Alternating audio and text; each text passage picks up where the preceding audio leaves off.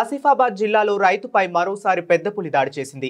నిన్న లక్ష్మి అనే మహిళపై పులి దాడి ఘటన మరొక ముందే ఇవాళ ఉదయం మరో రైతుపై దాడి చేసింది. సిర్పూరు టౌన్ దుబ్బగూడ వద్ద చేనులో పనిచేస్తున్న రౌత్ సురేష్ అనే రైతుపై పులి దాడి చేసింది. దీంతో సురేష్ గట్టిగా కేకలు వేయడంతో గమనించిన తోటి రైతులు అక్కడికి పరుగున రావడంతో పులి అక్కడి నుండి పరారైంది. పులి దాడిలో తీవ్ర గాయాల పాలైన సురేష్ కాగజ్ నగర్ ఆసుపత్రికి తరలించి మెరుగైన చికిత్స అందిస్తున్నారు. గట్టోడు కాబట్టి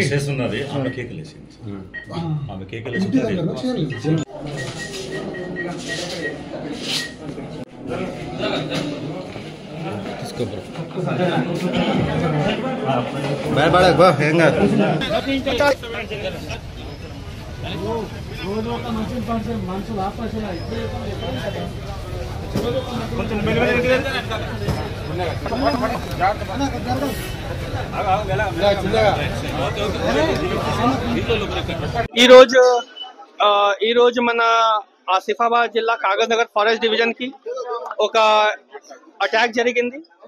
నేను ఇప్పుడు మన డాక్టర్ గారు కూడా మాట్లాడాను, మన సురేష్ గారు కూడా నేను చెప్పాను. హీస్ యాజ్ ఆఫ్ నౌ వాళ్ళ సేఫ్ గా ఉన్నారు. సో మనకి మానిటర్ చేసాము. అక్కడ టైగర్ మన వైపు 8 కిలోమీటర్స్ మహారాష్ట్ర బార్డర్ నుంచి 8 కిలోమీటర్స్ మన సైడ్ కి ఉన్నాయి.